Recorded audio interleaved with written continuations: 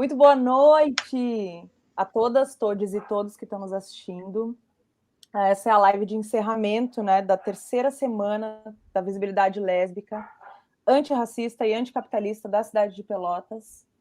E hoje é uma live grande, de assuntos múltiplos, para poder encerrar essa semana que trouxe tanta coisa importante nas outras 3 lives que trouxe. Bom, sem mais delongas, eu vou explicar para você só como vai acontecer. A gente faz uma mediação participativa, cada uma de nós vai falar um pouquinho. Claro que Lani e Kim lá tem o tempo delas um pouco maior, e depois a gente responde as perguntas. Então, perguntem, participem, que isso que faz a troca da live ficar muito boa. Então tá, vou pedir para Lani e Kim se apresentar, e daí depois eu apresento a live, o assunto. Pode vir, Lani. Oi, gente. Boa noite. Tudo bom com vocês? Eu sou Lani Alves, sou estudante de Direito, sou pesquisadora em Ciências Criminais desde 2016. E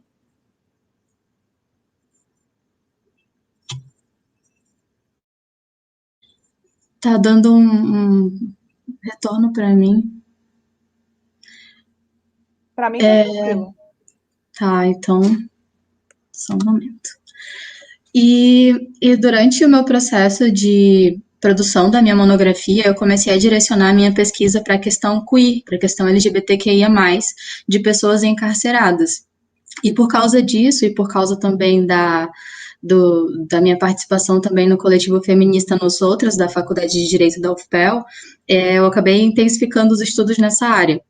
E atualmente eu faço parte do Nós Outras, como dito, e do coletivo Corpos Livres, que é o primeiro coletivo LGBTQIA+, da Faculdade de Direito também da UFPEL. Kim. E aí, gente, boa noite. Queria primeiramente agradecer o convite, né, para participar dessa live com uma temática que me é tão cara. E meu nome é Kim Freitas, eu falo de Salvador, Bahia, sou estudante de Ciências Sociais, sou comunicadora, produzo conteúdo para o YouTube e no Instagram, e pauto sempre questões da quebra de padrões de gênero, lesbianidade e sociedade no geral. Bom, acabei não me apresentando, eu sou Thaís, sou arte educadora, tenho pesquisa na área de gênero também, mas voltada à arte, e faço parte do coletivo feminista classista Ana Montenegro, que está na organização da Semana da Visibilidade Lésbica, e estou aí desde a primeira. Vamos lá, a live de hoje é live padrão lésbico, com os padrões como os padrões de gênero ditam nossas relações. A gente pensou a importância de trazer um assunto que muitas vezes é comportamental, e politizar isso, né, e discutir isso de maneira mais aprofundada, assim. Falar de vivências, mas trazer pessoas como Kim e Lani, que estudam isso, né, e que vivem isso de uma outra forma, assim. Primeiro eu pensei que a gente podia entender um pouco, e aí eu separei 2 frases, para tratar de gênero. E aí as meninas vão aprofundar com certeza. E a importância de falar de gênero, né? E por que é importante falar sobre isso? O gênero, anotei essas 2 frases. O gênero é um meio discursivo cultural pelo qual o sexo biológico é também justificado. A gente trouxe mulheres para conversar, pessoas, referências para conversar a semana inteira, né? Eu estou trazendo agora Judith Butler, por exemplo. E aí eu acho massa a gente trocar, e falando de referência de livro, essas coisas que eu estou falando é do livro Problemas de Gênero, para sapatonas aí que estão assistindo, para todo mundo que está assistindo, procurar, né, e ler também, compartilhando. E que o gênero é, de fato, um aparato disciplinar do corpo. Ele é um aparato disciplinar do corpo, e ele disciplina de maneira coercitiva, pensando assim. Coercitiva, agressiva e muito rentável também, né? A nossa semana é uma semana anticapitalista, e é muito importante falar como a performance de gênero, ou seja, como a gente performa, a gente mostra esses marcadores sobre nós, como isso é rentável para esse sistema, né? e como isso faz com que a gente continue numa posição de opressão, né? E o quão importante é discutir sobre isso. Então, introduzindo isso sobre gênero, eu vou chamar a Lani para dar a fala dela.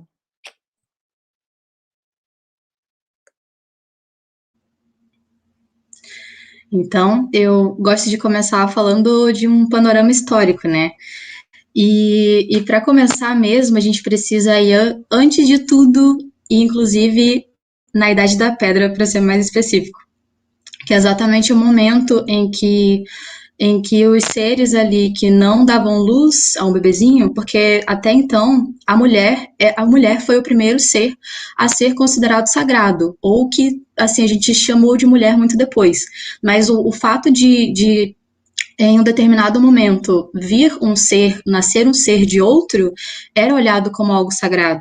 E por isso as mulheres tinham um lugar de prestígio naquele bando, naquelas primeiras tribos.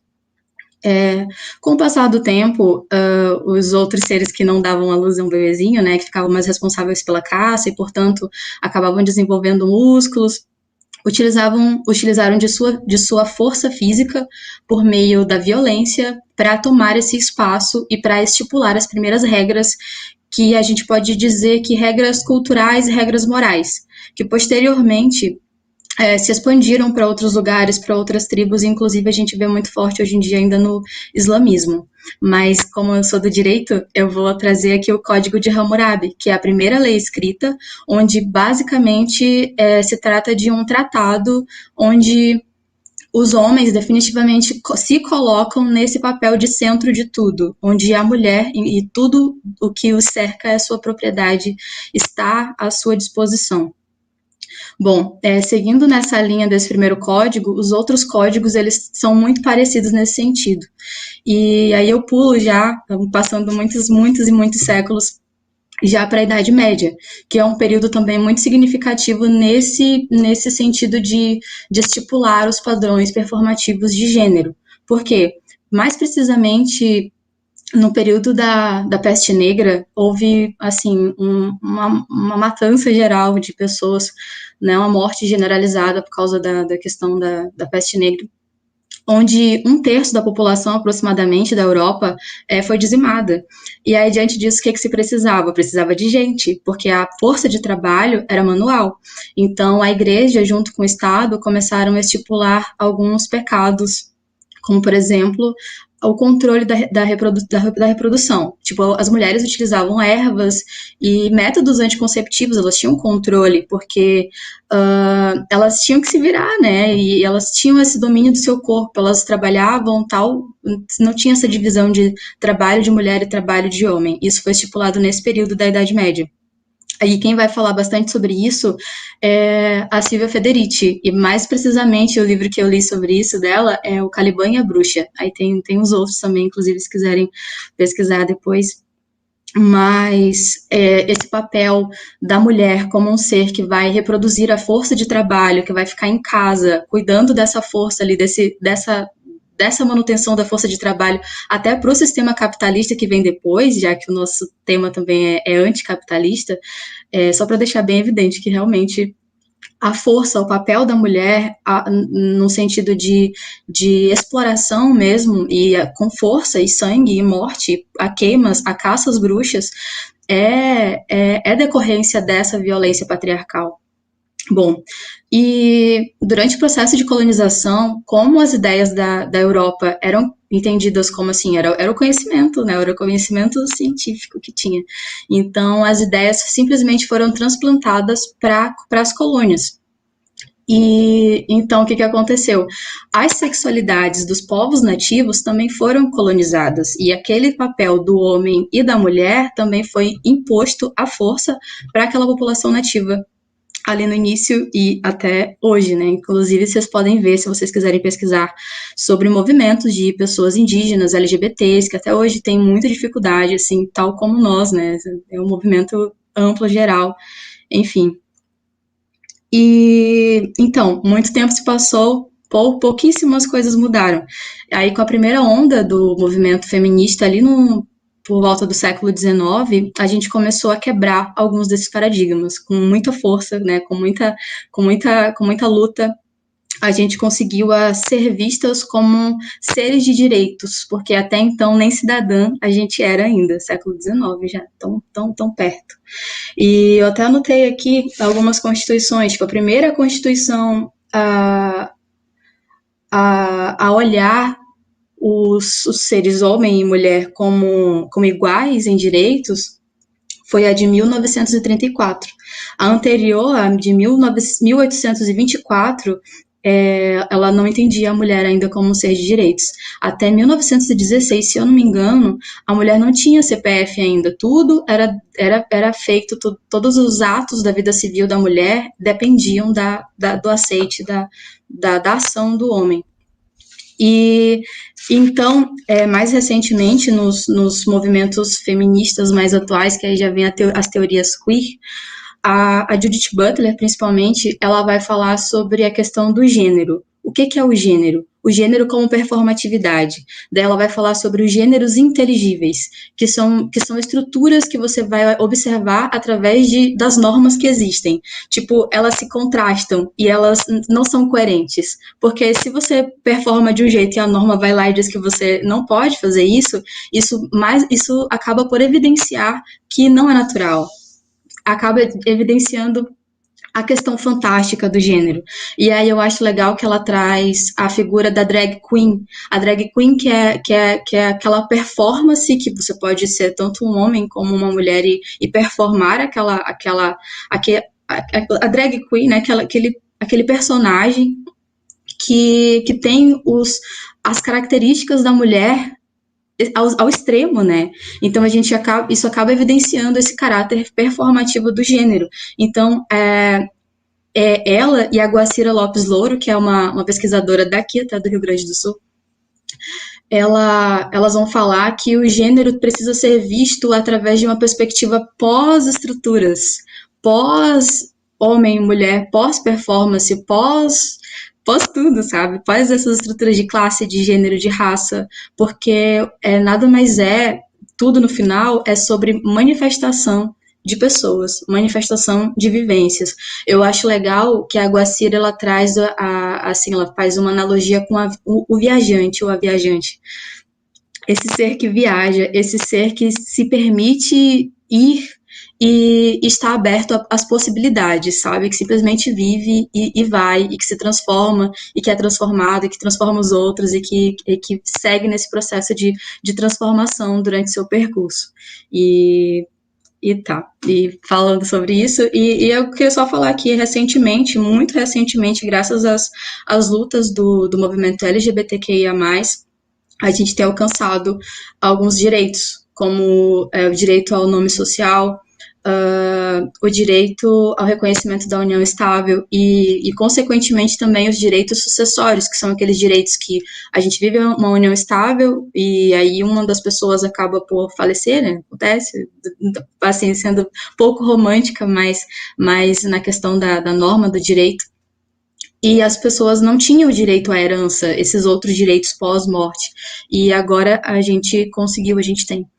E eu acho muito interessante, muito, muito interessante, muito importante, e eu gostaria de encerrar minha fala aqui para poder a gente seguir no debate, passar a fala para Kim. E muito obrigada. Daqui a pouco voltamos. Ótimo. Pô, então já entra aqui. Vocês querem fazer alguma pergunta, propor alguma temática, alguma coisa, ou é uma fala livre? Como é que você prefere que eu dê continuidade? Isso é uma pergunta para o público? Não, se você quer propor alguma coisa, você quer que eu dê continuidade? Prefere que eu Não, dê acho que tu continuidade na fala dela? pode dar continuidade da maneira como tu achar. É livre, assim, dentro do tema, né? Pronto, beleza, massa. Então, eu vou me ater aqui, eu vou fazendo algumas anotações e tal, para ir pautando um pouco dentro do que ela trouxe, né? Eu acho que já tem bastante material aí dentro da fala dela que a gente pode falar um pouquinho aqui hoje. Eu parto de uma metodologia diferente, né? Eu sou materialista, então eu não parto de um pressuposto pré-estrutural para analisar as coisas.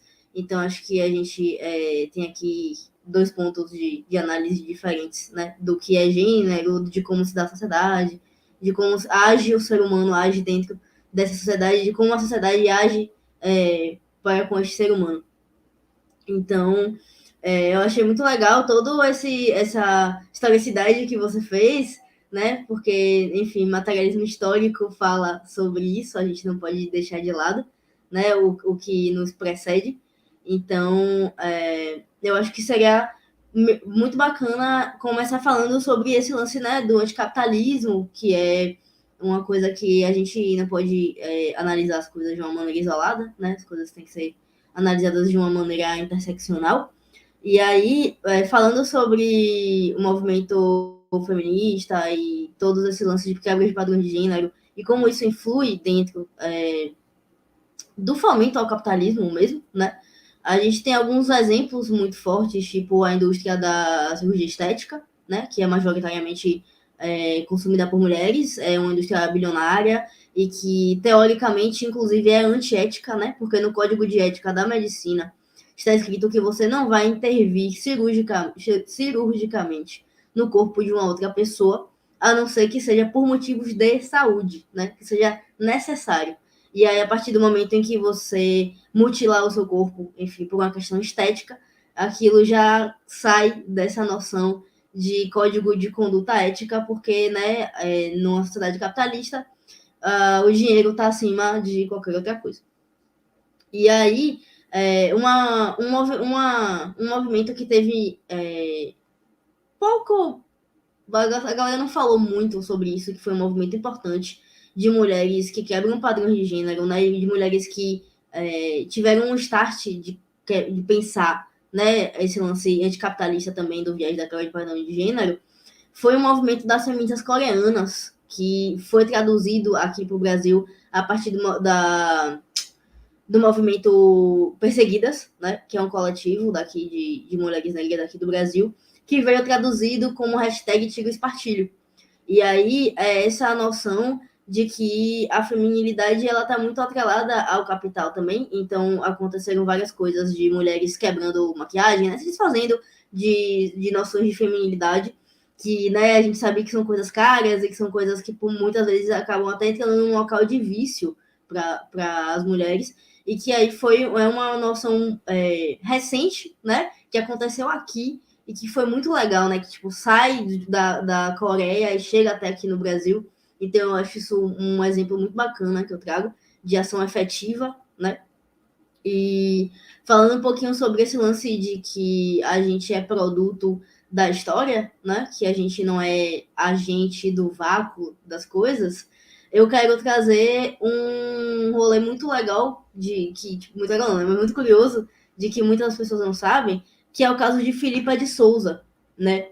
Então a gente vive num Brasil muito lesbofóbico e onde as sapatonas elas sofrem muito por conta de um histórico, né, de uma moral cristã e patriarcal que se desenvolveu justamente, né, o que a companheira aqui disse dessa ideia que veio junto com os colonizadores, né, que eles trouxeram os ideais de moral que eles tinham lá para cá pra gente. E isso foi nos moldando, né? E aí Filipa de Souza foi a primeira mulher que foi condenada na Inquisição por lesbianismo. Na época estava prescrito lá, acho que foi em 1592, estava prescrito na lei que isso era passível, né, de punição. E aí foi o primeiro caso registrado no Brasil que a gente tem de lesbofobia, né? E coincidentemente foi aqui em Salvador. Então eu acho isso muito sintomático para mim. É muito louco viver na cidade, nascer na cidade e ser criada pela cidade que teve o primeiro caso de lesbofobia registrado aqui no Brasil, né?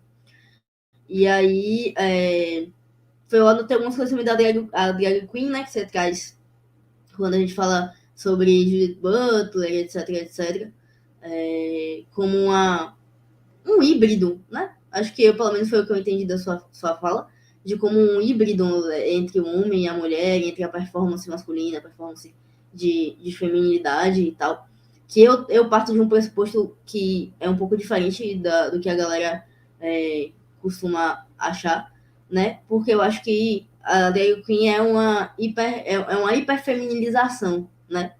Da mulher. Porque as pessoas falam muito, eu tenho sempre esse cuidado, assim, eu gosto de pontuar isso, de que as pessoas falam, porque a drag queen é o homem e a mulher, né? E aí eu falo, não é a mulher, porque se ser mulher ser uma versão caricata de uma feminilidade, então caminhoneiros não são mulheres, né? Se o pressuposto é esse. Então eu sempre tento trazer esse contraponto quando a gente entra nessa seara, porque eu acho que é legal a gente ter esse cuidado, né? Para não tá passando por cima de algumas coisinhas. Mas é isso. Acho que eu tentei dar continuidade aqui ao que a companheira falou primeiro. E obrigada, gente.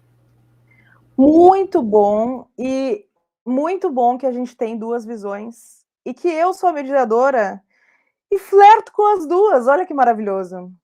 Eu acredito, né, eu vejo a história através de um materialismo histórico, obviamente, para mim, mas eu flerto profundamente, converso profundamente com referências pós-estruturalistas e a teoria queer também. E aí eu acho legal esse assunto da drag para entrar num assunto que é muito a nossa vivência, assim, sabe? E aí abrir para vocês duas, porque aqui hoje nós temos um debate, de fato, né? Isso é muito, muito bom, muito rico. Na verdade, a questão da drag queen, para mim, e acredito que talvez para a Lani também, não sei, vamos ver aí, vamos jogar assim. A partir do momento em que um homem performa o que se entende, o que a sociedade entende como sendo a figura da mulher, todas as pessoas entendem que não é algo natural, biológico. A construção da sociedade patriarcal, e também capitalista, porque eu estou falando aqui, né, agora, embora isso também já houvesse, por exemplo, como o Lani já colocou na Idade Média, tá? De uma maneira de uma configuração econômica diferente da nossa agora, né? Nesse sentido. E aí, então, eu acho interessante, porque aqui a gente vai falar sobre performatividade de feminilidade e do que se entende como masculinidade. Entende? E aí, a drag queen, enquanto figura política, colocou isso para a sociedade. Se eu sou um homem e eu posso me vestir de mulher, dessa figura que vocês dizem que é a mulher, então não é natural, não é biológico, não nasce com a pessoa assim do nada, né? O performar a feminilidade. E isso é um ponto interessante para nós e para o nosso debate, porque penso eu, né? Aqui, eu sou uma sapatona que performa a feminilidade, né? E eu vejo, por exemplo, símbolos que são aparatos, sim, de coerção, como eu coloquei no início, do gênero, né? Por exemplo, a maquiagem, né? E aí eu, colocando essas partes práticas e depois puxando para vocês, eu acho que é importante a gente mudar a nossa ideia, ou mudar não, abrir a nossa mente para outras representações da feminilidade e para conceitos do que são que foram, né, coercitivos para nós mulheres. Então, por exemplo, a maquiagem para mim, quando eu era adolescente, ela era uma maneira de arrumar coisas que eu detestava. E eu detestava porque performava uma coisa, né? E sigo performando, né? Mas naquela época tinha-se uma ideia assim de que eu precisava arrumar aquilo que estava errado. Depois, e aí, uma vez uma sapatona olhou para mim e disse assim: olha que engraçado, você tem problema com a sua autoestima, né? E tipo assim, eu tinha problema com a autoestima, mas quem não, sabe, nessa sociedade que nos assujeita, nessa sociedade que nos, né, que age com coerção, quem não tem? Aí eu olhei para ela e disse: por que tá dizendo isso? E ela: porque você usa muita maquiagem. E eu digo assim: tá, beleza, hoje isso é verdade, mas aquilo me pôs para pensar. Existem tantos povos ancestrais que pintam a cara, que pintam o corpo, que usam isso de uma outra maneira, por que a gente tem que pensar a maquiagem só desse jeito, né, que nos assujeita, assim? E aí eu comecei a usar menos maquiagem, mas usar maquiagem como eu usava, assim, tipo um brinco, sabe? Eventualmente eu queria, eventualmente hoje, por exemplo, eu tô maquiada, enfim, falando desses símbolos. Mas eu acho que é interessante a gente falar aqui sobre o conceito que se tem de mulher, porque é isso que nós sapatonas, e principalmente as sapatonas que não reproduzem a feminilidade, e que são as primeiras a morrer na rua por lesbofobia, e a gente sabe disso.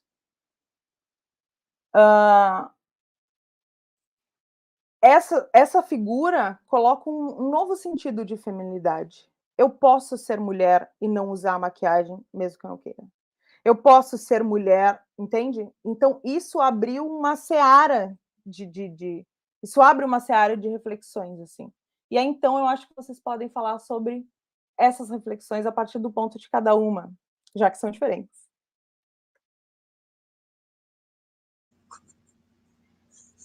Ou não sei. Eu acho que a gente está conversando bastante, inclusive. Isso de ser materialista, ser pós-estruturalista, eu acho muito interessante tudo, sabe? Inclusive, eu entro em muitas questões assim principalmente com uma amiga especial que é pós-estruturalista, e eu fico assim, mas amiga, eles estão conversando o tempo todo, o que um não tá falando, ou tá falando aqui, então eu acho que é meio que analisar o todo, sabe? E pegar o que todo mundo tem. E, e nisso a Butler eu gosto muito, sabe? Assim como eu gosto de autores mais materialistas.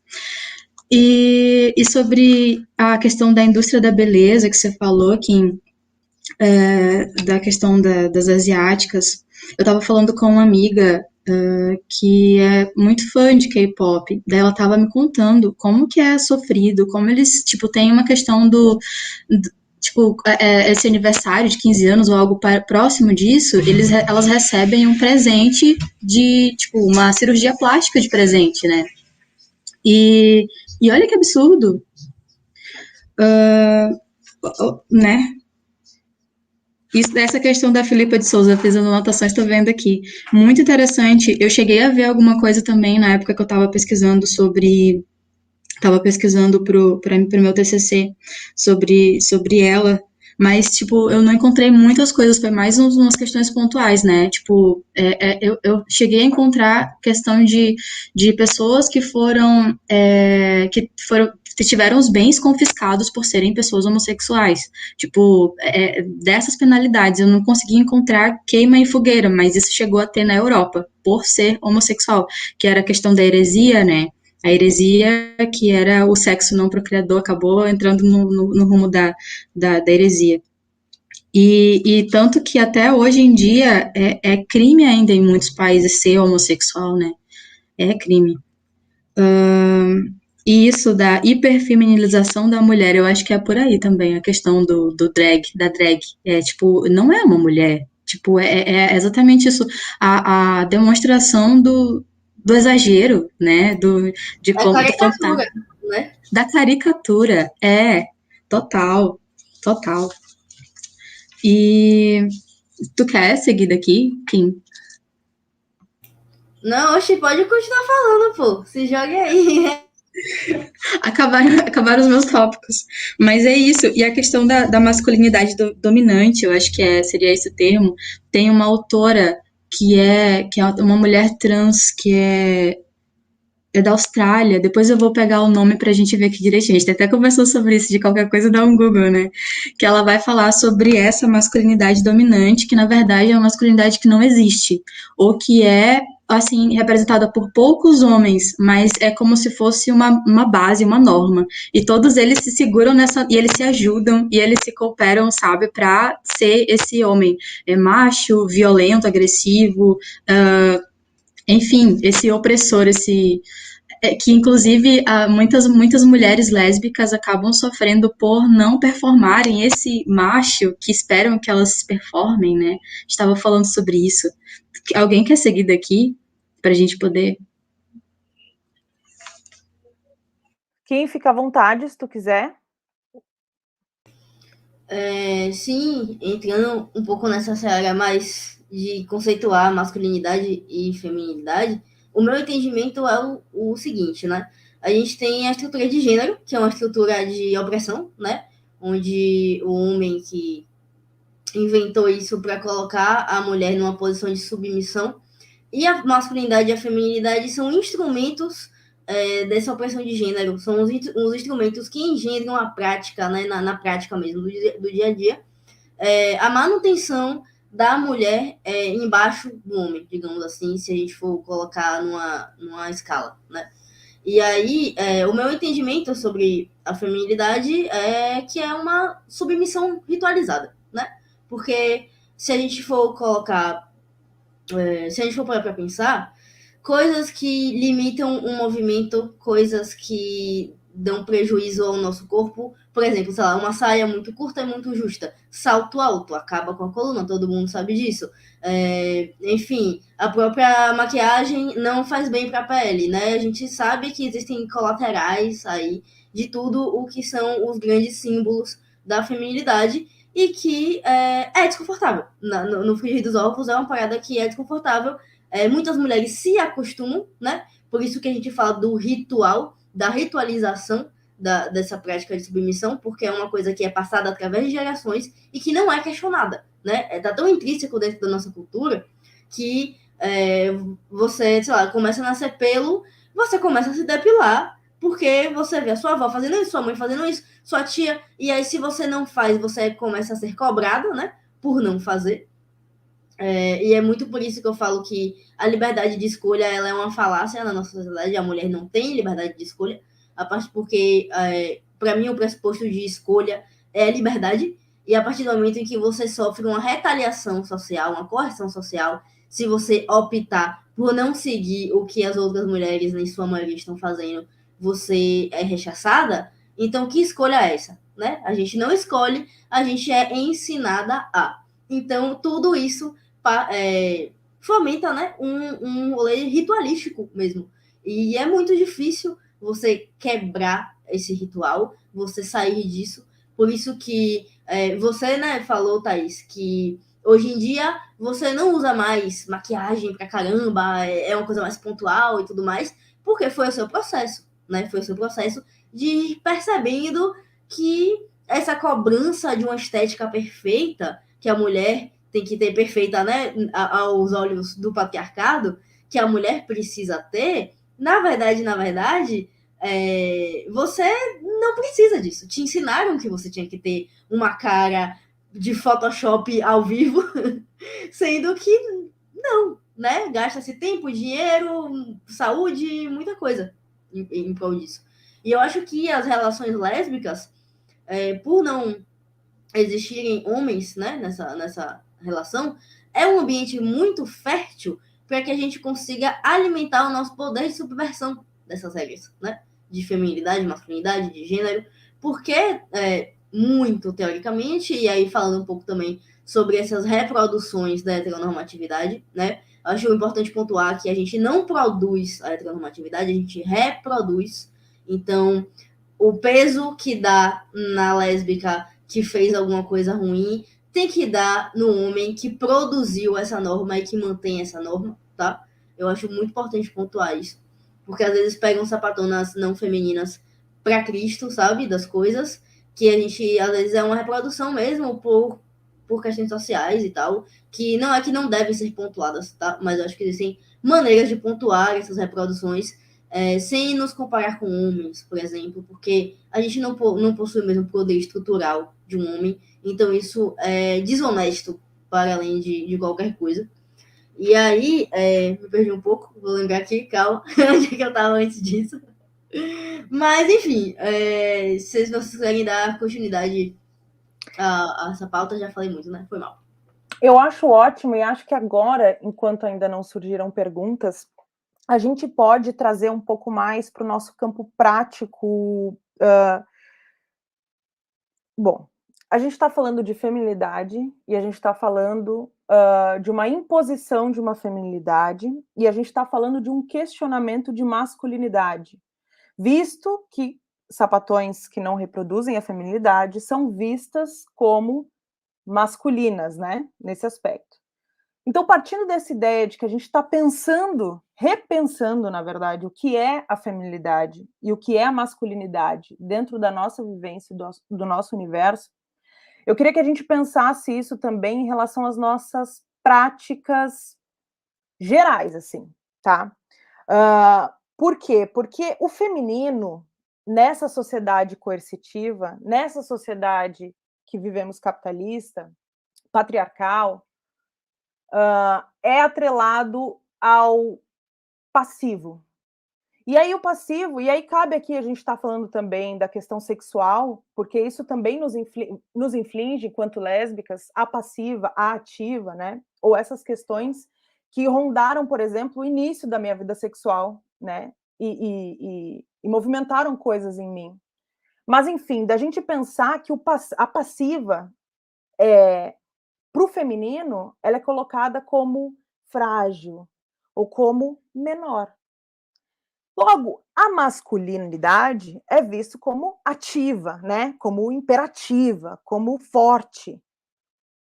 E quando a gente assume essa postura, e aí eu não estou falando de figura, eu não estou falando do cabelo, não estou falando da maquiagem, não estou falando de nada disso, porque nós temos mulheres que performam uma feminilidade estética, mas que têm uma postura ativa e machista também, né? Então, independe da nossa figura.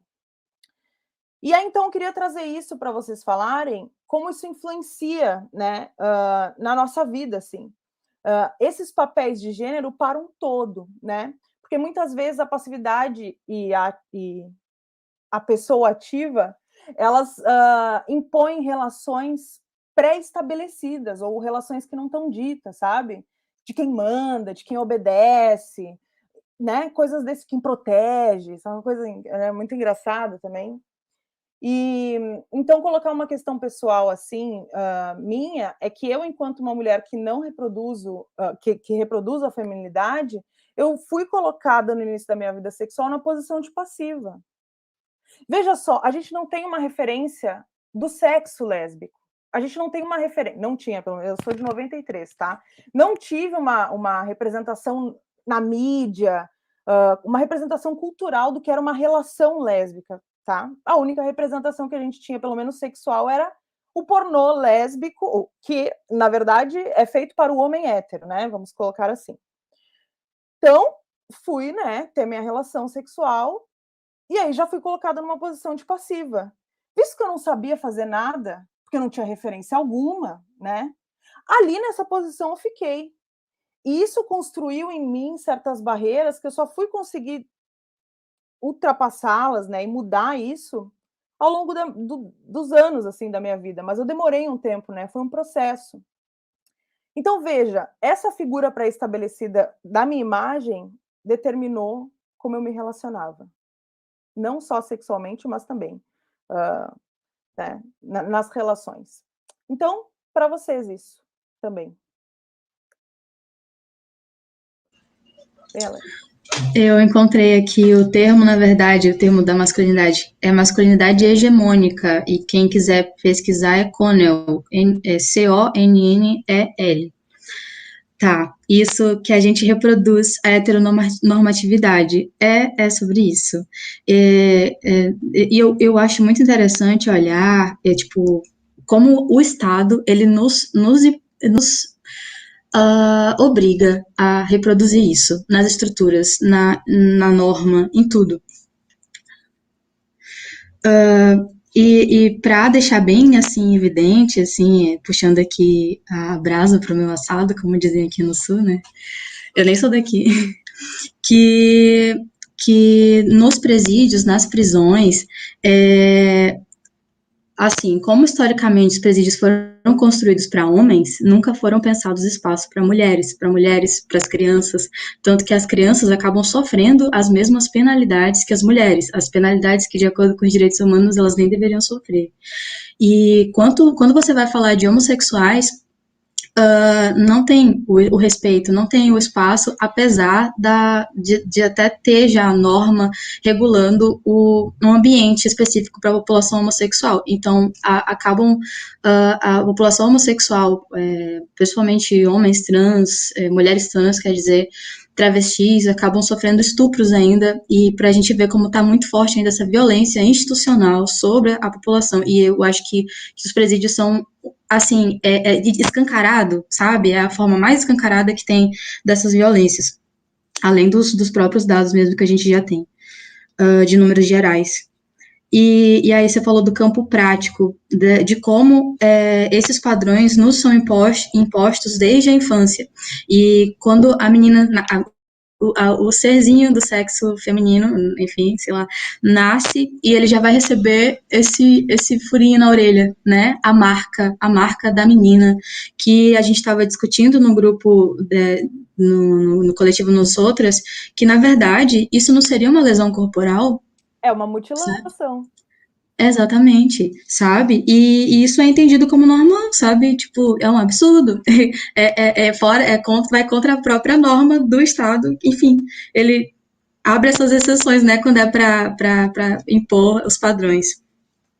E essa questão dos padrões, né? Da heteronormatividade imposta, inclusive, para os casais homossexuais. Né, tanto de homens quanto de mulheres. E como é chato mesmo isso, sabe? Tipo, eu namoro já há 4 anos, uma mulher, e como as pessoas, tipo, acabam sendo até invasivas, né?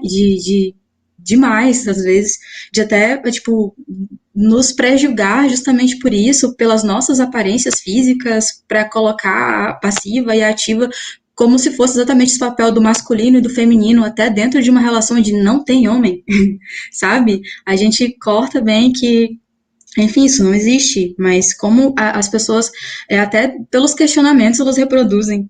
E uma coisa que a minha namorada fala muito, e que eu acho que é bem por aí, é que o feminismo tá quando a gente, enquanto mulher, enquanto não homem, né, enquanto não é detentora dessa herança patriarcal, digamos assim, de poder, quando a gente vai combatendo o machismo dentro de nós mesmas. Porque a gente acaba reproduzindo sem querer, muitas vezes. Tipo, quando eu me vi uma mulher lésbica, tipo, antes disso, muito antes, enfim, só de você fazer o que o homem faz, sabe? Durante a minha infância, falando sobre vivências, a gente falou sobre isso no início, né? Sobre falar sobre vivências. Tipo, eu simplesmente era uma menina livre, sabe? Tipo, eu corria, eu fazia milhares de coisas e desde criança já estavam me dizendo, tipo, que eu era sapatão. Mas eu, tipo, nem sabia, eu nunca tinha nem sentido atração por menino ou por menina, enfim, por pessoas. Eu só tava vivendo e já tinha o rótulo da sapatão, né? Que coisa louca. E como isso era chato, porque eu não sabia, e aquilo era uma violência contra mim. Porque a pessoa que vai dizer que eu sou sapatão, que eu sou, enfim, Maria Homem, não tá falando isso pra me fazer feliz, ela quer me magoar. E como isso é chato, né? E eu tava falando isso com um amigo também que é gay, e como isso é chato, que a gente nem sabe ainda, e a sociedade já tá te rotulando e te violentando até quando, tipo, tu ainda é criança, tá se descobrindo, enfim. E, e é isso, como eu acho muito interessante isso, de que as pessoas, elas têm essa tendência ou de cobrar ou de reproduzir essas relações que já são pré-estabelecidas, que a gente ainda nem, sabe, tá elaborando, tá se conhecendo, e nada está posto, né, tipo, cada um tá no seu processo de autoconhecimento, então tudo pode mudar, tudo muda e nada é fixo, e isso de você performar um padrão, eu passo a palavra para quem quiser falar de vocês. Acho que eu já falei demais também. Vem, Kim. Né, falando um pouquinho sobre vivências e tal, puxando um pouco também do seu relato, Thais. É muito louco, assim, né? Porque a lésbica tá num lugar social muito, muito forte, né? A gente não tem referência própria. A referência que a gente tem, principalmente falando da gente, geração dos 90, né? Eu sou 95, você falou que você é de 93. A gente não tinha nada, né? A minha primeira referência a sapatão, eu lembro que foi ver um selinho em Mulheres Apaixonadas. Foi a minha primeira lembrança, mas eu era muito nova. Depois foi, logo quando eu me percebi e tal, Deli World, né? Deli World eu fui ver lá em 2009, 2010 e tal. E, tipo assim, porra, é uma série super revolucionária se a gente contextualizar que foi feita em 2004, né? Então é uma parada que, meu Deus do céu. E, enfim, né, com todas essas problemáticas, mas são poucas as referências que a gente tem. E quando existe alguma referência, uma referência pornificada, né? Hipersexualizada da mulher, que é feita para dar prazer ao homem. Então, não nos diz muita coisa. E aí, né, já que a gente entende de que nada é inato e tudo é construído, o que a gente precisa balizar a nossa vida em alguma coisa? A gente não consegue construir nada sem referências, a gente vai para a referência que está vigente na sociedade, que é a referência do homem e da mulher, do casal heterossexual. Então, é muito por isso que acontece uma reprodução de heteronormatividade por muitas vezes, e que, estando do outro lado, Thaís, eu sofri e sofro muito até hoje por conta dos padrões heteronormativos sexuais e de relacionamento. Porque eu nunca tive a oportunidade de me relacionar com outra mulher caminhoneira. Não sei como é a realidade no sul e no sudeste, mas a gente sabe, né, que o norte e o nordeste são estados absurdamente normativos, machistas. Então, a reprodução de heteronormatividade aqui em Salvador é altíssima, é muito alta. Eu nunca consegui me relacionar com outra mulher caminhoneira, sabe? E para mim isso é muito triste. E eu relembro a minha adolescência, todo o meu processo, onde me jogaram num lugar de ativa, de meu Deus do céu, você tem que fazer acontecer, de expectativa de performance, né?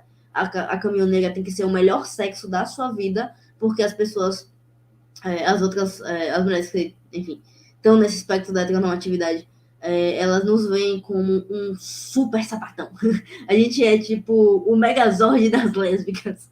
Então, existe uma expectativa muito grande de uma performance muito, meu Deus do céu. E isso me causou muitos traumas e muitos problemas, enfim, beirando, tipo, muito o lance que eu falo muito, né, sobre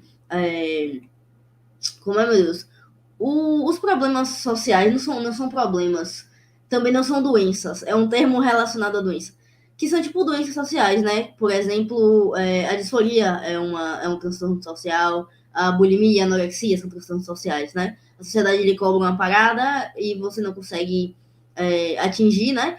Porque existe uma fetichização da normatividade, do que é dito como belo, como certo, como bonito. Então, a gente acaba também indo muito para esse lado da fetichização da norma. Então, a gente quer se ver em algum lugar, né? A gente quer sair desse não lugar. E por muitas vezes, a única porta que abre para a gente é a porta da heteronormatividade. E isso é muito violento. Tanto com mulheres não femininas quanto mulheres femininas. É mais um tipo de violência, né, que a gente sofre sendo lésbica na sociedade.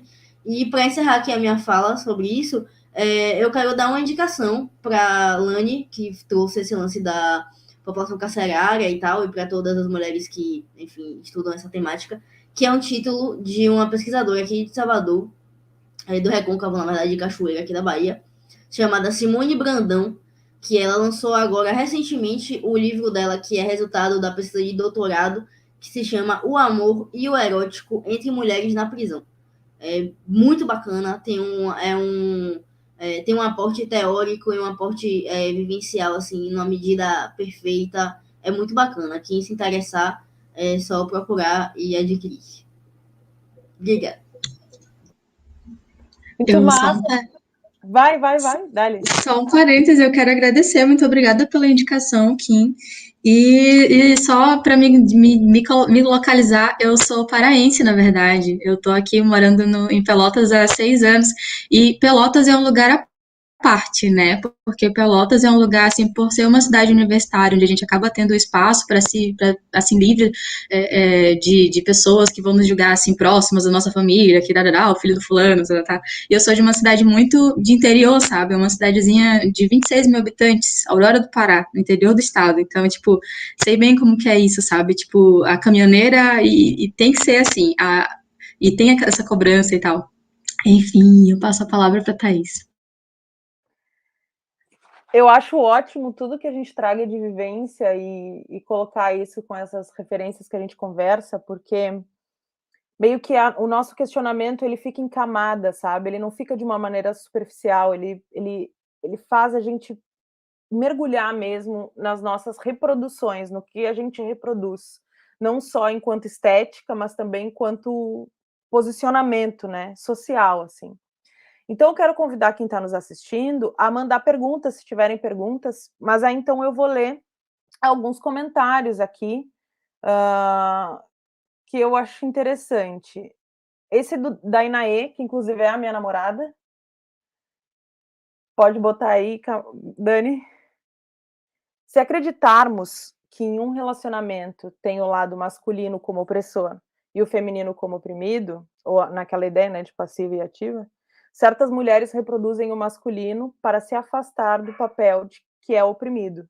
Com certeza, assim como eu pelo menos acho, né? Assim como o contrário também, tipo, muita mulher se coloca numa hiperfeminilidade para ter uma passabilidade e para sofrer menos opressão. Isso também acontece, né? E aí todos esses conflitos, né? Esses atritos dentro de nós, assim, porque aí eu passo para vocês também o que é natural. Nada é natural, entendeu? Tá tudo construído, então eu gosto disso, eu gosto daquilo, tá completamente contaminado. E aí, então, isso tá para. Eu gosto de gente, eu gosto de ficar com mulheres assim, porque também tem isso, né? Tem mulheres que dizem, eu não gosto de ficar com mulher no caminhão. Não, eu não gosto de ficar com mulher feminina. Tá, e aí, então, essa live eu acho que é importante para isso, para a gente ficar. Eu não gosto mesmo? Eu não gosto mesmo ou tá imposto? Aí eu tenho uma dica, tá imposto. Mas, mas vocês podem colocar também, e aí eu já vou engatar um comentário da Marina, que ela diz que ela não acredita nesses papéis, porque ela acha que somos iguais. E aí ela colocou isso, eu percebi ali, bem na hora que a gente estava falando sobre a feminina ser passiva e a mulher que não reproduz feminilidade ser ativa. E aí ela pergunta agora, a Marina, tem um meio termo aí? Aí, um meio termo como assim? Fiquei na dúvida. Vocês ficaram na dúvida também? Acho que talvez ela esteja aqui, não sei, né? Não leio mentes, mas vou chutar que ela pode estar se referindo a algo que as pessoas que acreditam, né? Nesse passiva, ativa e tal, chama de relativa, seria isso? Não sei. Acho que faz sentido. Acho que, né, seria nesse sentido, eu interpretaria assim também. Eu acho que a gente tem que chamar de relativa, mas eu já chamaria assim, sapatão, entende? Porque se a gente desconstruir a ideia de que o nosso sexo, que a gente quer construir um sexo que não seja baseado em atividade ou passividade apenas, enquanto figuras, porque essa é a relação heterossexual. E a gente não é hétero, entende? Aquilo que a gente sempre responde, não tem homem da relação, pois não há homens na relação. Então, para a gente parar de reproduzir isso, acho que a gente também pode começar a desconstruir esses termos da ativa e passiva, claro que a gente colocou aqui para questionar, mas sapatão é sapatão, tipo, o que você é ativa e passiva? Eu dou risada. Eu simplesmente dou risada, entendeu? E eu digo, eu sou sapatão e transo. Tipo, ponto, sabe? Assim. Então, é uma maneira de desconstruir também isso, assim como a gente está começando a entender que feminilidade ou que diversidade de feminilidade a gente quer colocar. Que não esteja a serviço do capital, que não esteja a serviço dessas intervenções que nos mutilam, etc. e tal. Mas eu também tenho uma problemática de trazer a ideia de a sapatão masculina. Eu não gosto muito desse termo, sabe? Porque eu penso assim, a sapatão que não reproduz a feminilidade, ela pode estar construindo um outro tipo de feminilidade, que não precisa ter essa palavra, tá? Não precisa ter esse nome, não precisa ter esse... Mas você entende o que eu quero dizer? Por que ser feminina, né, é colocado assim? E por que ser masculina é colocado assim? Então, a minha proposta da gente pensar aqui é quebrar esses paradigmas e começar a pensar fora dessas caixas e repensar o que é feminilidade, o que é masculinidade daqui para frente, sabe? Que a gente pode construir. E abolir essa ideia de passiva e ativa. Porque eu acho que são coisas, tem coisas que você gosta de fazer, outras não muito, outras você está experimentando, outras você diz que não gosta, mas porque você está ali influenciada, então, né, é se permitir essa troca. E aí, eu não sei se vocês querem comentar, ou a gente vai para outra pergunta? Vamos para outra?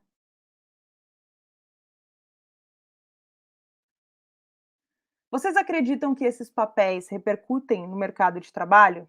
Uma lésbica masculina seria mais respeitada, sem pensar em interseccionalidades? Com vocês, quem quer responder? Posso ir? Então, acho que sem pensar em interseccionalidade, a gente vai fazer uma análise errônea das coisas, né? Acho que pensar as coisas em concomitância é a base da gente falar de sociedade, né? A gente não pode falar de sociedade de uma maneira individualista, de uma maneira... Esqueci a palavra. Mas, enfim, acho que deu para entender. Eu tenho aí um projeto de pesquisa de gaveta para justamente fazer pesquisa sobre as caminhoneiras dentro do mercado de trabalho. E antes de começar, puxando também o que Thaís falou anteriormente agora, esse lance do masculina e tal, que é um pouco complicado por questões políticas mesmo, porque, como a gente falou aqui no início, a masculinidade é uma ferramenta de poder do homem para a manutenção da hierarquia de gênero. As mulheres não femininas, elas não têm como ser masculinas. A gente não é masculina, porque a gente não tem esse poder estrutural de sermos masculinas. E a gente também não quer se estar perto de nada que se assemelhe ao nosso opressor, que se assemelhe a um homem, a prática de opressão, né, que ele faz com a gente. Então, existem alguns sinônimos aí, né, como caminhoneira, desfeminilizada, não feminina, já cumprem o seu papel de nos identificar, né? Uma mulher que está fora do padrão de gênero. Mas dando continuidade a partir do trabalho, é uma coisa que percebe-se isso, eu estou falando de uma maneira muito empírica mesmo, tá? Percebe-se que a lésbica caminhoneira, ela está em ambiente de trabalho onde ela não é vista. Então, existe uma população de mulheres não femininas muito grande em telemarketing, por exemplo. Por quê? Porque a figura não importa. A estética ali, ela não importa. A pessoa não está te vendo. Então, é muito complicado o acesso de mulheres não femininas a trabalhos que tenham atendimento ao público, né? Como lojas, cafés. É óbvio que a gente vai ter pontos seguros para isso, tipo a Chili Beans, né, que é cheio de sapatão. Eu acho que é uma coisa que se estende no Brasil todo, enfim. Determinados bares, cafés e tal, mas no geral, você não vai ver uma caminhoneira, sem ser num nicho muito específico, trabalhando com atendimento ao público, justamente porque a gente causa um incômodo. A existência causa um incômodo. A gente não precisa abrir a boca para incomodar. Os clientes podem se sentir incomodados com a nossa presença, atrelarem o nome daquela empresa, daquele local, a uma mulher estranha que quer ser um homem, que não sei o quê, sapato nojenta. Então a gente acaba que a gente é muito negligenciada no mercado de trabalho, principalmente nesse mercado de trabalho que as pessoas classificam como subempregos, né? E, enfim, eu acho que, inclusive, que deveriam existir políticas públicas para tal. E essa é a minha vontade de, se tudo der certo ano que vem, eu consigo realizar, de fato, a minha pesquisa acadêmica sobre caminhoneiras no mercado de trabalho, para que a gente consiga reivindicar o mínimo, né? Que é a nossa sobrevivência dentro da sociedade. Perfeito. Lani, quer comentar? Muito interessante, Kim, que dê tudo certo a tua pesquisa. E compartilha com a gente. E sobre isso da performance, bom, o que eu tenho também é a minha vivência. Tipo, trabalhando no judiciário. O que eu percebi foi que quanto mais eu performava o feminino, a mulher, digamos assim, bem arrumada, a advogada, quanto mais eu performava esse personagem, mais eu tinha respeito. Mais eu era respeitada, inclusive pelos assistidos, até por serem nos lugares onde eu trabalhei, pessoas mais carentes, sabe? Que não tinham mais tanto acesso, mas, tipo, não dá para dizer também que era mais, porque até nos ambientes onde as pessoas tinham mais acesso ao conhecimento, também eu sentia a mesma coisa. Tipo, já me contradizendo aqui, que tinha um respeito maior conforme eu performava mais a mulher, sabe? Meu ponto é mais esse mesmo. Eu ia colocar também, assim, essa questão da lesbofobia, quem tinha colocado, né, sobre como essa figura, né, da mulher que não é feminina, ela incomoda, né, sem abrir a boca, sem dizer. E então, eu, por exemplo, que reproduzo feminilidade, eu tenho uma passabilidade muito grande, né? Quando eu sofro violência, eu sofro quando eu estou de mão dada com a minha namorada, ou seja, quando eu mostro que eu sou lésbica, né? Que eu estou numa relação, porque aí aquelas duas figuras, elas concretizam o que essa sociedade tem, nojo, raiva, enfim. Mas eu sou do ambiente da educação, então eu acho interessante dizer que sempre que eu abro a boca para falar que eu sou lésbica, é uma surpresa. Quando eu me assumi para os meus pais, foi uma surpresa. Minha mãe, a frase da minha mãe era o seguinte: é que se você fosse que nem fulana, aí dá exemplo de uma sapatão que não reproduz feminilidade. Aí eu já ia saber, mas não. Então, tu entende? Aí quando eu fui fazer estágio, né, na faculdade, lá no início, eu ficava assim, tá, tô dando aula para crianças, então eu tenho que lidar com a professora que era super conservadora e com aquele corpo docente e tal, né? E aí quando eu cheguei foi assim, ó, uma simpatia, uma loucura, entende? Porque, né, tudo bem, ela, né, a imagem que elas faziam de mim, enfim.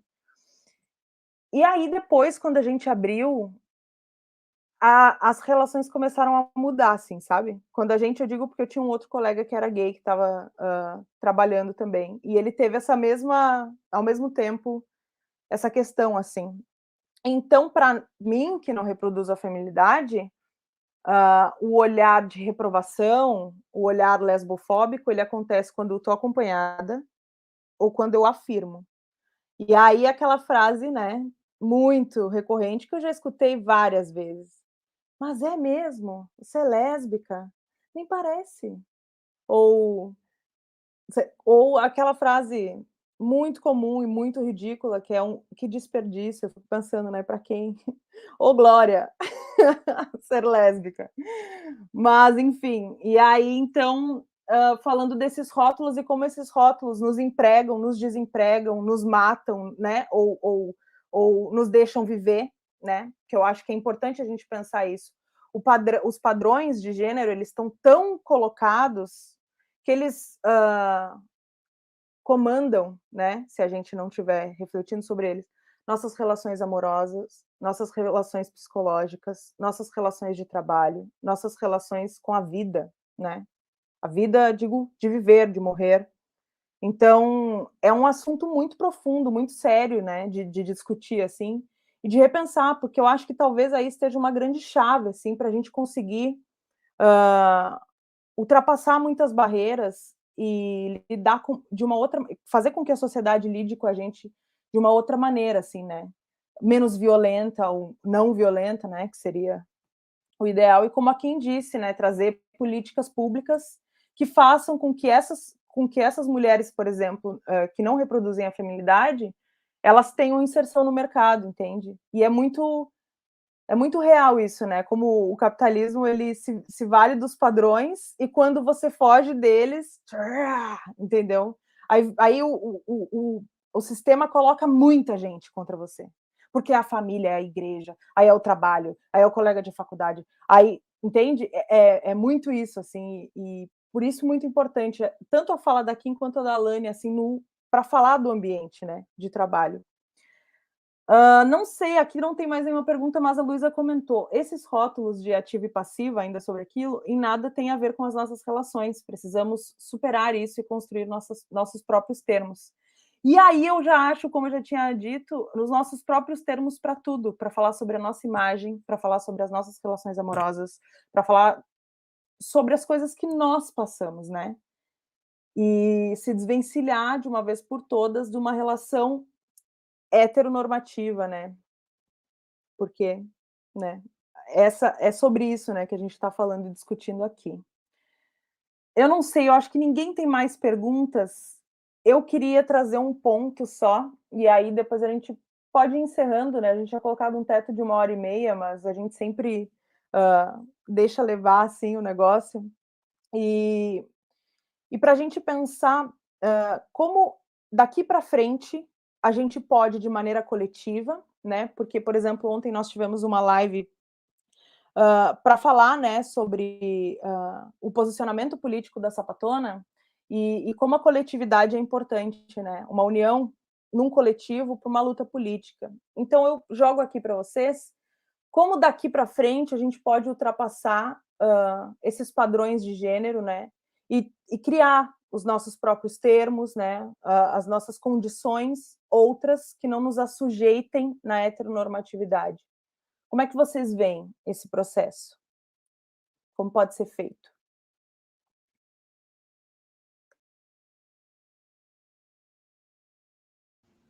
Eu posso? Você quer começar?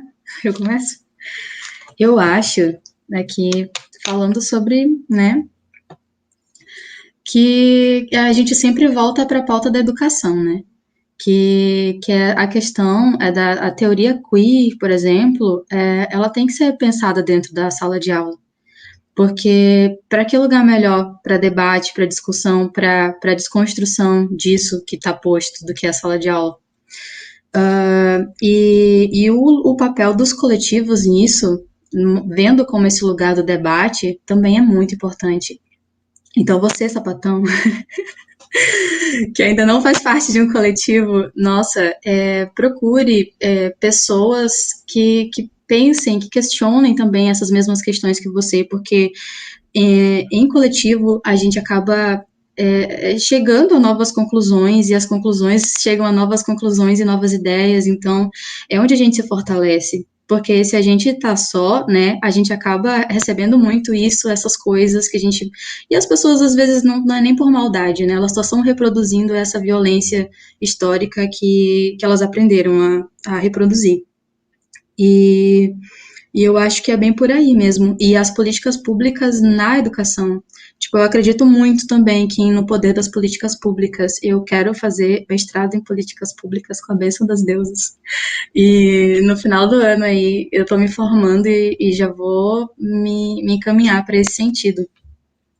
E eu acredito muito que é por aí.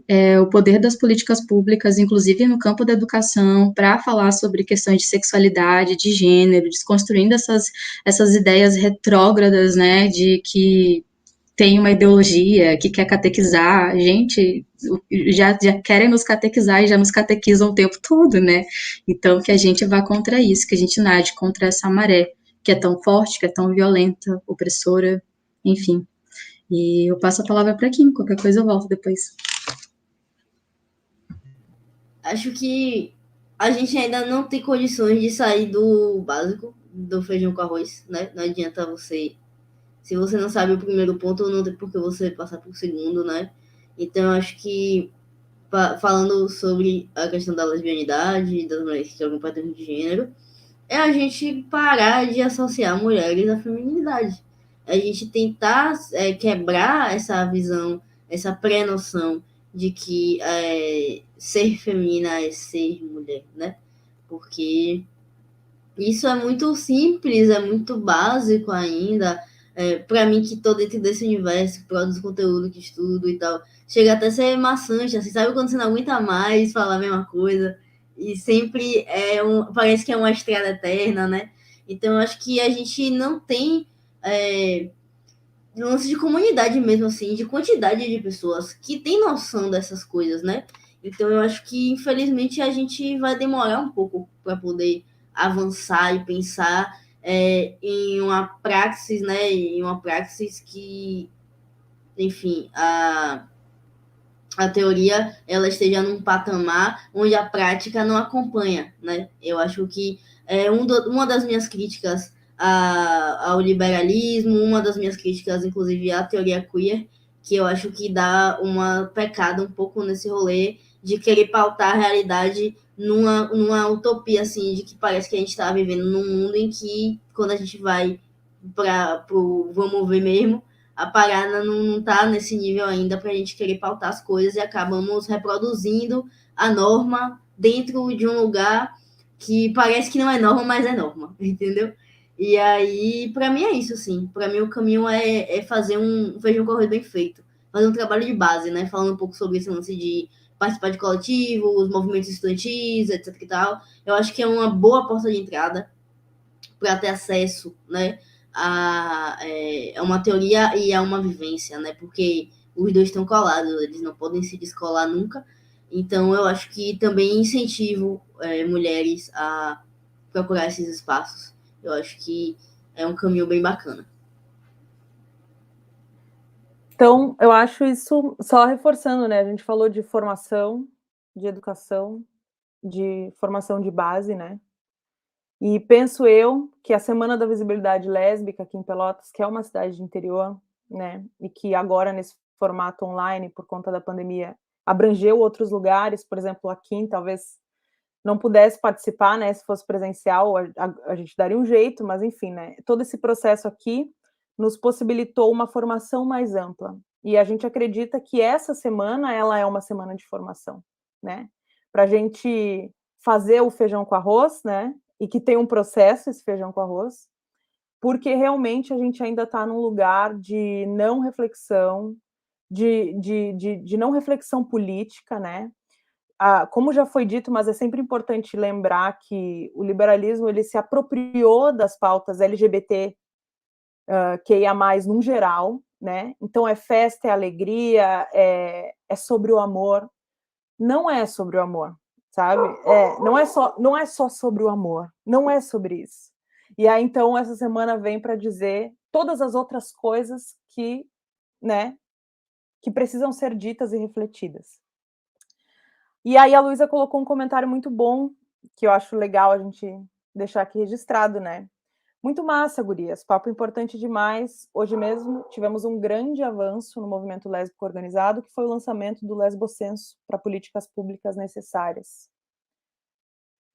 Eu acho que esse tipo de ação é fruto, né, de uma luta coletiva, né? É fruto de uma luta sapatão que vem se organizando há bastante tempo, né? A gente contou aqui histórias, por exemplo, como surgiu, né, o dia do orgulho lésbico, enfim, né? E então essas organizações de luta estão vindo há muito tempo, e eu acho que hoje a internet possibilita que a gente se conecte mais, que a gente tenha mais referências, como quem disse. A gente da geração 90 não tinha referência quase nenhuma, né? Nossa referência era numa novela da Globo. Então, hoje, com a internet, a gente tem pessoas que produzem conteúdo, que falam, enfim.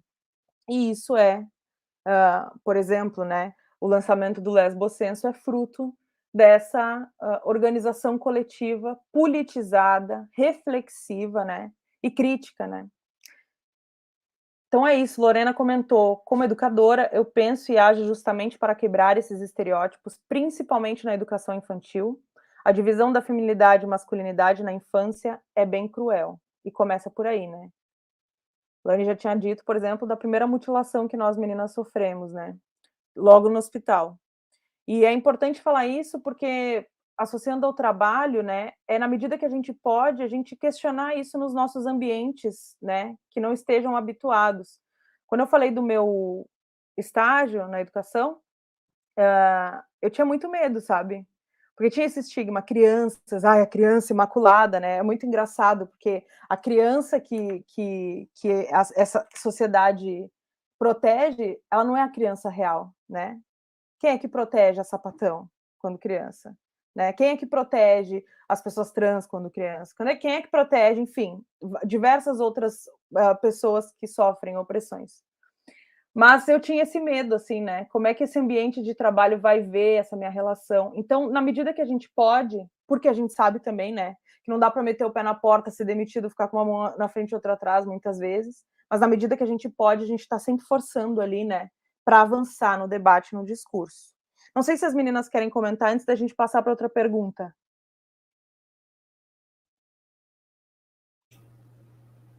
Por mim tá de boa. Tá. Surgiu aqui uma pergunta. Como superar, Marina faz a pergunta. Como superar o comportamento homofóbico das mulheres que sentem atração por nós lésbicas?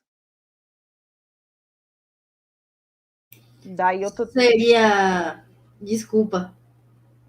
Pode falar, pode falar. Eu tô aqui também. Seria mulheres heterossexuais que querem passar por uma experiência, tipo isso? Não sei. Vamos ver se a Marina nos responde, mas foi isso que eu entendi, foi um pouco disso que eu entendi, né? Eu entendi nesse sentido também. Alguma de vocês quer começar? Acho. Posso? Ou você quer começar, Lani? Acho que essa é uma pauta que abre muito o lance da fetichização, né? De tratar a relação lésbica como uma experiência, uma fase, um fetiche. Muitas vezes essas mulheres fazem isso para poder agradar o namorado, para cumprir um fetiche do seu parceiro, e aí acaba usando a gente como um objeto sexual mesmo. E por muitas vezes, por exemplo, num contexto de, sei lá, de festa, essa mulher, que provavelmente é uma mulher feminina, vai lá se parar com outra mulher feminina para poder cumprir um fetiche pro namorado, esse tipo de coisa. E quando essa mulher sente uma determinada atração pela gente que não é feminina, não é uma coisa que é escancarada para a sociedade, né? É o que seria a broderagem das sapatonas. Ela vai utilizar a gente pro sexo, mas não vai assumir a gente em locais públicos, não vai apresentar para os amigos, levar para o rolê, porque a gente evidencia uma lesbianidade, né? Um pouco fora da hipersexualização da fetichização lésbica, porque normalmente se dá com duas mulheres femininas, porque né, o preceito disso é agradar homens. E homem não gosta de mulher, né? Homem gosta de um projeto de feminilidade. Então, é natural que ele não fetichize uma relação lésbica onde haja uma mulher não feminina. Então, acho que do que eu consegui entender da pergunta, é esse o caminho que eu entendi.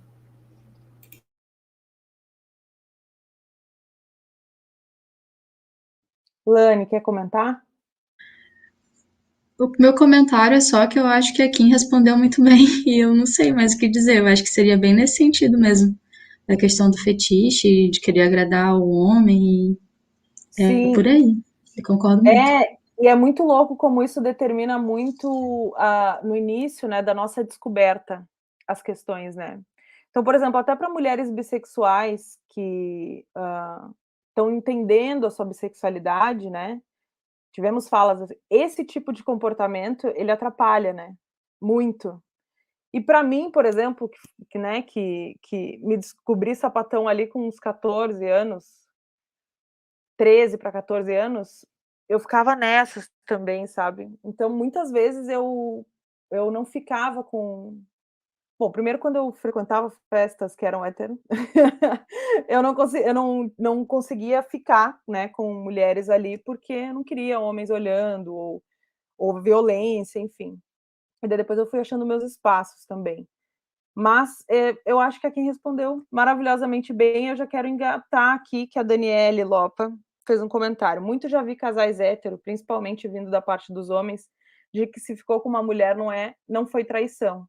Eu acho que aí vem, então, nessa ideia de que não legitimar, né? Não legitimar, não aceitar ou não entender a relação lésbica como uma relação real. Isso vai também para aquele lugar do não sexo, né? do tá faltando alguma coisa, sabe? Né, que muito foi falado, né, para nós, assim. Porque parece que a relação entre mulheres não é relação, quer dizer, por um lado não é relação, do tipo: "Ah, então pode ficar com uma mulher que não é traição", e por outro eu vou te matar, vou te bater, porque essa relação desafia a minha lógica, né. Então são esses 2 pontos, assim, que estão flutuando. E aí não sei se alguma de vocês quer comentar, assim,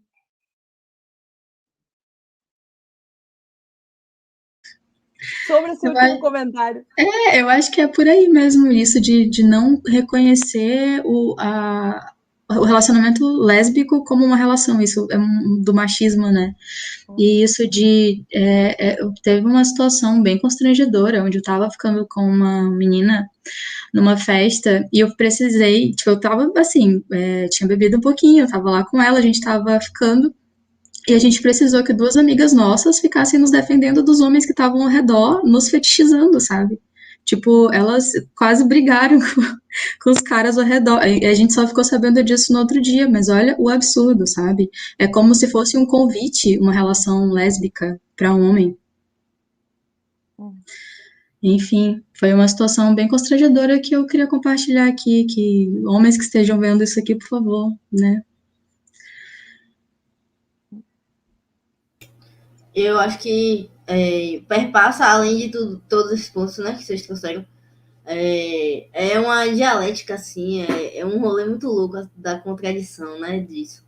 De que perpassa muito também o rolê de que o homem, ele acha que a mulher não está no patamar dele de terminar aquela relação por uma questão de poder mesmo, sabe? E, tipo assim, eu não tenho, enquanto uma mulher lésbica, eu não tenho o poder, porque eu não sou um homem, porque eu não tenho o falo, porque eu não tenho a masculinidade e tal. É como se a gente fosse deficiente, né? Nessa questão. Então, assim, sapatão não é uma ameaça. Porque eu, este homem viril e másculo, vou ficar com medo da sapatona ali? Não vou.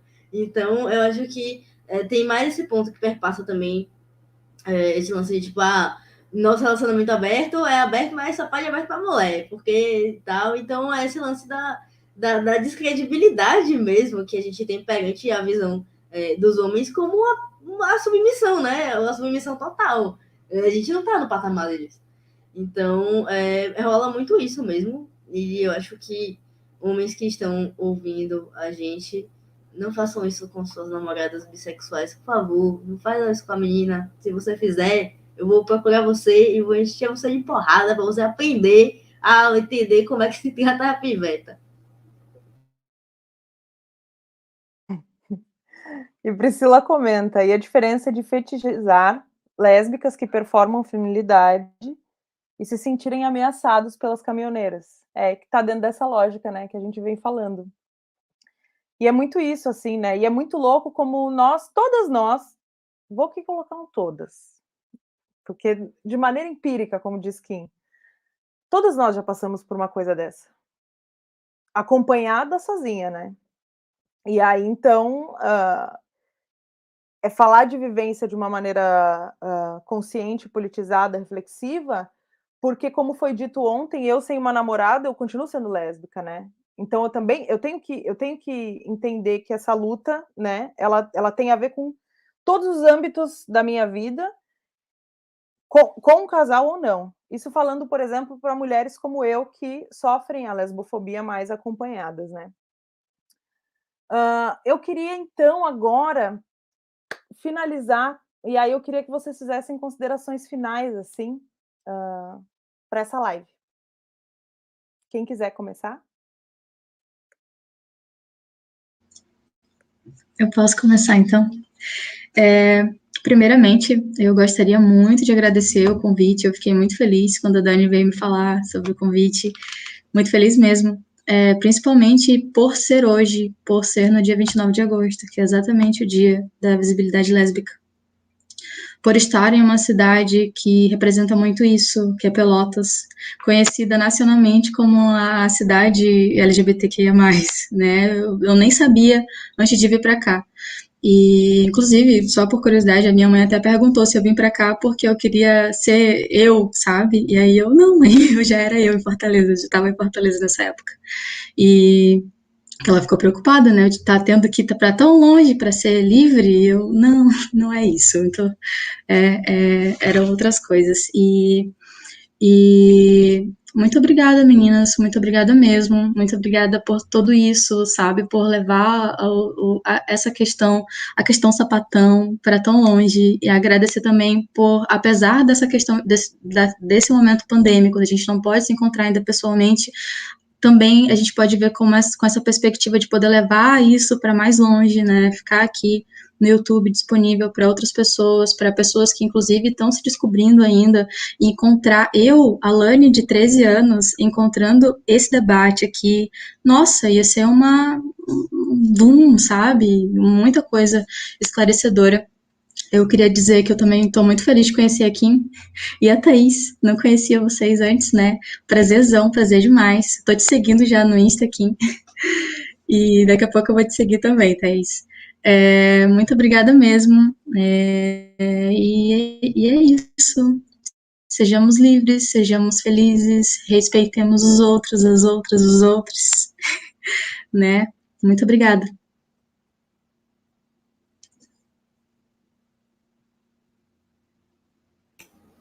Gente, queria agradecer o convite de vocês. Fiquei muito contente quando eu vi a temática dessa mesa que está acontecendo, porque normalmente as pautas são mais diluídas, né? É mais sobre lesbianidade no geral.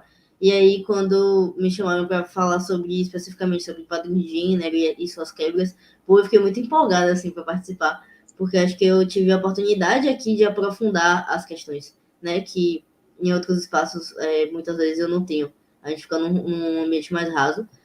Fico muito feliz também de poder conhecer vocês, né? A internet é esse ambiente que nos propicia esses grandes encontros que provavelmente fora delas a gente não teria.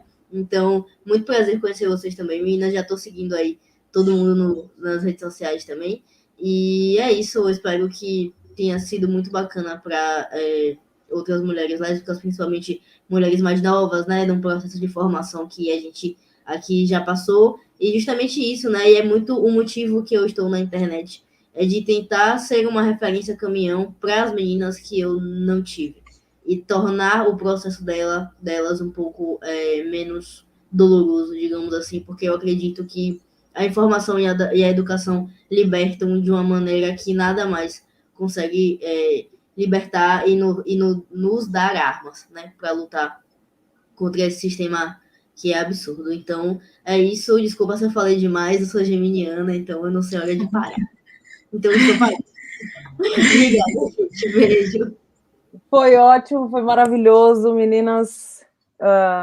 Muito obrigada, Kim, muito obrigada, Lani, por terem participado e contribuído de maneira tão profunda, tão rica, sabe? Tão massa. Eu também me encontro lá com a Thaís de 13, 14 anos, pensando se eu pudesse assistir isso, né, ao invés do selinho na Globo, como a minha vida teria sido diferente, né, mas um pouco menos difícil. Mas é sobre isso, é sobre formação. A Semana da Visibilidade Lésbica Antirracista e Anticapitalista de Pelotas traz a formação da sapatão politizada, da sapatão reflexiva, né, desde a primeira edição, e vai continuar trazendo, porque a gente fez presencial e depois fez no primeiro ano de pandemia, que estava uma loucura, e agora no segundo. Vamos continuar e esperamos que vocês que estão assistindo, sapatonas que queiram contribuir com o desenvolvimento da semana, né, que queiram participar da organização, a gente está sempre aberto, porque a gente precisa muito, né, dessas trocas e de mulheres que queiram, né, colocar essa iniciativa adiante, assim. Então, para finalizar, agradecer o público, né, e agradecer todas as outras pessoas que participaram, todas as outras mulheres que participaram das outras lives, e dizer, fora Bolsonaro, fora Mourão, né, se organize nos atos que acontecerão nas suas cidades, porque nada está separado, né, está tudo junto, e a gente precisa sempre, né, falar sobre isso. E é isso, se organize em organizações não liberais, ok? Deixamos isso né, como uma base, tá? Então é isso, gente. Muito obrigada, boa noite. Tchau.